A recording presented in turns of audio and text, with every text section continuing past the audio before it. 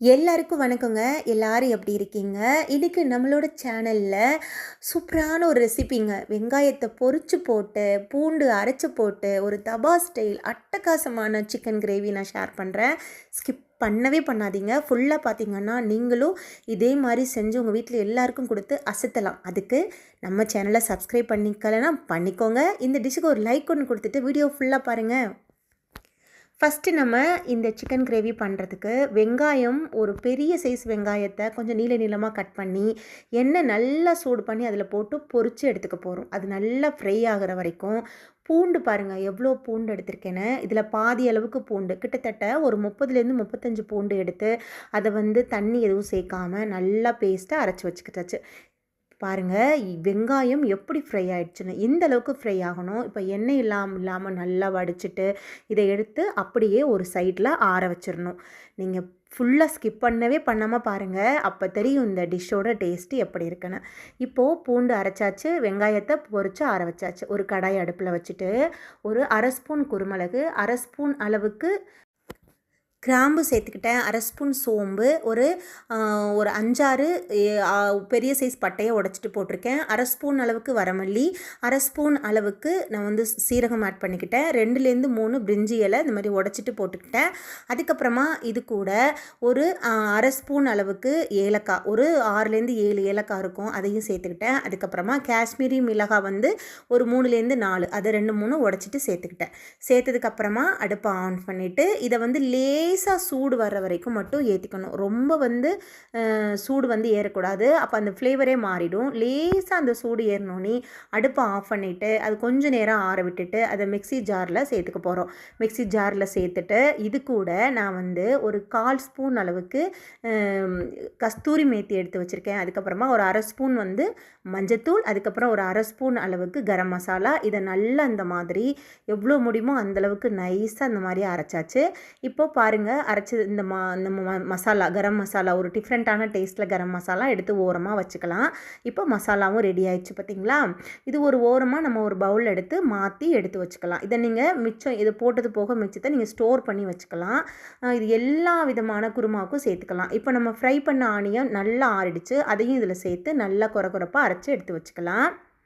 இப்போது அடுப்பில் ஒரு கிளாஸ் தண்ணி வச்சு ஒரு 3 தக்காளியை கட் பண்ணி சேர்த்துட்டு அதை நல்லா வேக வைக்கிறேன். அது நல்லா வேகிற வரைக்கும் நம்ம அடுத்த வேலையை நம்ம பார்த்துக்கலாம். இப்போது நான் அடுப்பில் வெந்துட்டுருக்கு. இப்போ நம்ம கிரேவி பண்ணுறதுக்கு கடாய் அடுப்பில் வச்சுட்டு 2.5 ஸ்பூன் அளவுக்கு நான் கடலெண்ணெய் சேர்க்குறேன். எண்ணெய் நல்லா சூடு வந்ததுக்கப்புறமா நம்ம அரைச்சிருந்த பூண்டு இருக்கு இல்லையா, அது கிட்டத்தட்ட 2.5 ஸ்பூன் வந்தது. அது எல்லாத்தையும் நான் சேர்த்துக்கிட்டேன். நான் இன்றைக்கி கடலெண்ணெயில் நான் செய்கிறேன். உங்களுக்கு வீட்டில் கோல்டு வின்னர் இல்லை நீங்கள் நார்மலாக எந்த எண்ணெயில் சமைச்சாலும் அதை நீங்கள் ட்ரை பண்ணிக்கலாம். அது அவங்கவுங்க விருப்பம்தான். இப்போ இந்த பூண்டு அரைச்ச விழுது இருக்கு இல்லையா, அதை எண்ணெயில் சேர்த்து கொஞ்சம் நேரம் அந்த பச்சை வாசம் எல்லாம் போகிற வரைக்கும் நான் இப்படியே கலந்துகிட்டே இருக்கேன். நம்ம இதில் இஞ்சி சேர்க்காதனால அடியில் ஒட்டாது. நம்ம கொஞ்சம் நேரம் கலந்து விடாமல் விட்டுட்டோம் அப்படின்னா அப்போ தான் அடியில் ஒட்டுற மாதிரி இருக்கும்.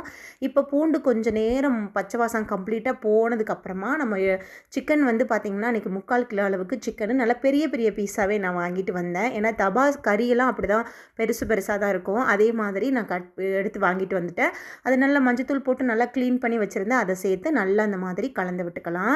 கொஞ்சம் நேரம் கலந்ததுக்கப்புறமா இதுக்கு நான் ஒரு 1/4 ஸ்பூனோட கொஞ்சம் கூட அளவுக்கு மஞ்சத்தூள் போட்டுட்டு நல்லா அதையும் சேர்த்து கலந்து விட்டுக்கிறேன். கலந்து விட்டதுக்கப்புறமா அடுத்து நம்ம இதில் என்ன சேர்க்க போகிறோன்னா உப்பு சேர்த்துக்க போகிறோம். இப்போ நான் கல் உப்பு தான் நான் சேர்க்குறேன். கல் உப்பு நான் ஒரு அரை ஸ்பூன் அளவுக்கு கல் உப்பு எடுத்து அதையும் நான் சேர்த்துக்க போகிறேன். இதில் மேலே சேர்த்துட்டு ஸ்டெப் பை ஸ்டெப்பாக அப்படியே பொறுமையாக ஒன்று ஒன்றா போட்டு தான் நான் கலந்து விடுறேன். அப்போ தான் நமக்கு அந்த ஒரு ஒரிஜினலான தபா ஸ்டைல் கிரேவி அந்த கறி இருக்கு இல்லையா, அந்த மாதிரி நமக்கு சிக்கன் கறி மாதிரி கிடைக்கும் டேஸ்ட்டு. இப்போ பொறுமையாக ஒன்று ஒன்றா கலந்து விட்டுட்டே இருக்கேன். அடுத்து இது கொஞ்சம் நேரம் மூடி போட்டு வச்சிடுறேன். சிக்கன்லேருந்து லேசாக தண்ணி வரும் பார்த்திங்களா. இப்போது அதை மூடி போட்டு வச்சுருக்க டைங்களில் தக்காளி நல்லா அந்த மாதிரி வெந்துருச்சு, தண்ணி வற்றிருச்சு, அதை ஆற விட்டுக்கலாம். இப்போது நான் மூடியை ஓப்பன் பண்ணி பார்க்குறேன். இப்போ பாருங்கள் கொஞ்சம் தண்ணி விட்டுருக்கு பார்த்தீங்களா. இப்போ நான் மிளகாய்த்தூள் ஒரு 3/4 ஸ்பூன் அளவுக்கு சேர்க்குறேன். நான் காஷ்மீரி மிளகாய்த்தூள் கொஞ்சம் நார்மல் மிளகாய்த்தூளை எடுத்து 2ஐயும் மிக்ஸ் பண்ணி நான் சேர்த்துருக்கேன். அதனால தான் அதிகமான அளவுக்கு போட்ட மாதிரி இருக்கும். 2 சேர்த்ததுனால கலரும் கிடைக்கும். இப்போ நம்ம அரைச்சி வச்சுருந்த கரம் மசாலா இருக்குல்ல, அதுலேருந்து ஒரு 1/4 ஸ்பூன் அளவுக்கு போட்டுக்கிறேன். அதுக்கப்புறம் தனியாத்தூள், ப்ளெயின் தனியாத்தூள் தான், மல்லித்தூள் எதுவுமே சேர்க்காதது. அது பார்த்திங்கன்னா ஒரு 1/4 ஸ்பூன் டீஸ்பூன் அளவுக்கு போட்டுக்கிறேன். சேர்த்துட்டு நல்லா கலந்து விட்டுக்கிறேன். இதில் வந்து பார்த்திங்கன்னா நம்ம அந்த கரம் மசாலா கூட நம்ம என்னென்ன பொருளெல்லாம் சேர்த்து அரைச்சிருந்தோம் இல்லையா, அதோட மசாலா தான். மல்லிப்பொடி மட்டும் எதுவுமே சேர்க்காத தனியாக உள்ள மல்லிப்பொடி மட்டும்தான் தனியாகவும் சேர்த்துருக்கேன். சேர்த்துட்டு இப்போ தக்காளி அரைச்சி நம்ம அந்த விழுதை வந்து இதில் சேர்த்துக்கிறேன். சேர்த்துட்டு நல்லா கலந்து விடுறேன். கலந்து விட்டதுக்கு அப்புறமா கொஞ்சம் நேரம் வரைக்கும் அந்த எல்லா மசாலாவும் சேர்த்து நல்லா ஒட்டிடும் பார்த்திங்களா, அந்தளவுக்கு பொறுமையாக கலந்து விட்டுக்க போகிறோம். கலந்து விட்டுட்டு இப்போ நமக்கு கொஞ்சம் நல்லா கெட்டியாகவே இருக்கும். நம்ம இன்றைக்கி ஒரு கிரேவி டைப், கிட்டத்தட்ட ரொம்ப கெட்டியாக இல்லாத ஊற்றி சாப்பிட்ற மாதிரி ஒரு கிரேவி டைப்பில் தான் நம்ம பண்ண போகிறோம். இப்போ வந்து இதில் தண்ணி நல்லா கொதிக்க வச்சு ஒரு 2 கிளாஸ் தண்ணி நான் சேர்த்துக்கிட்டேன். பச்சை தண்ணியாக சேர்க்காமல் கொதிக்க வச்ச தண்ணி சேர்த்து பாருங்கள், அப்போ அந்த டேஸ்ட் நமக்கு அப்படியே முழுமையாக கிடைக்கும். இப்போ இதை வந்து கொஞ்சம் மூடி போட்டு நல்லா கொதிக்க விட்டுறேன். ஒரு 6 நிமிஷம் கம்ப்ளீட் ஆனதுக்கப்புறமா எப்படி நல்லா தளன்னு கொதிச்சு வந்திருக்கு பாருங்கள். இப்போவே ஆல்மோஸ்ட் எண்ணெயெல்லாம் நல்லா பிரிஞ்சு வந்துருச்சு. அப்போ நமக்கு கிரேவி வந்து கிட்டத்தட்ட ரெடி ஆகிடுச்சு அப்படின்னு தான் அர்த்தம்.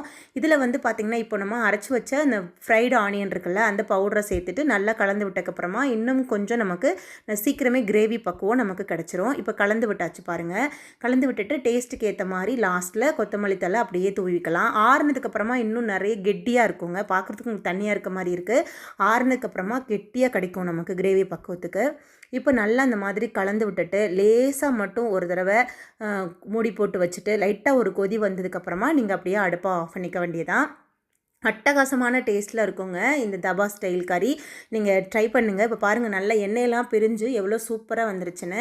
இதை நீங்கள் ஒரு முறை ட்ரை பண்ணிங்கன்னா இனிமேல் சிக்கன் எப்போ எடுத்தாலும் இந்த மாதிரி தான் நீங்கள் செஞ்சு பார்ப்பீங்க. அவ்வளோ ஒரு டேஸ்ட்டில் இருக்கும். இது வந்து சப்பாத்தி கூட நான் கூடலாம் சாப்பிட்றதுக்கு, அதுக்கப்புறம் இடியாப்பம், வெள்ளை சாதம், இது எல்லாத்துக்கூட சாப்பிட்றதுக்கு செம்ம டேஸ்ட்டில் இருக்குங்க. ட்ரை பண்ணிவிட்டு எப்படி இருக்குன்னு கமெண்டில் சொல்லுங்கள்.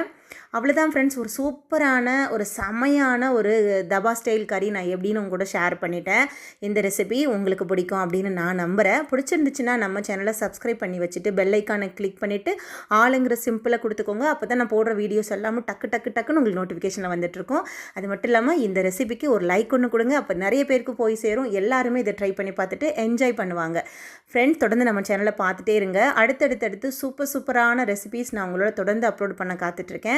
அப்போது உங்களுக்கு நிச்சயமாக வேறு ஏதாவது புதுசாக ஒரு ரெசிபிஸ் வேணும்னாலும் நீங்கள் எனக்கு கமெண்டில் சொல்லலாம். நிச்சயமாக அதையும் நான் உங்களுக்கு போஸ்ட் பண்ணுவேன். நெக்ஸ்ட் மீட் பண்ணலாம். ஓகே.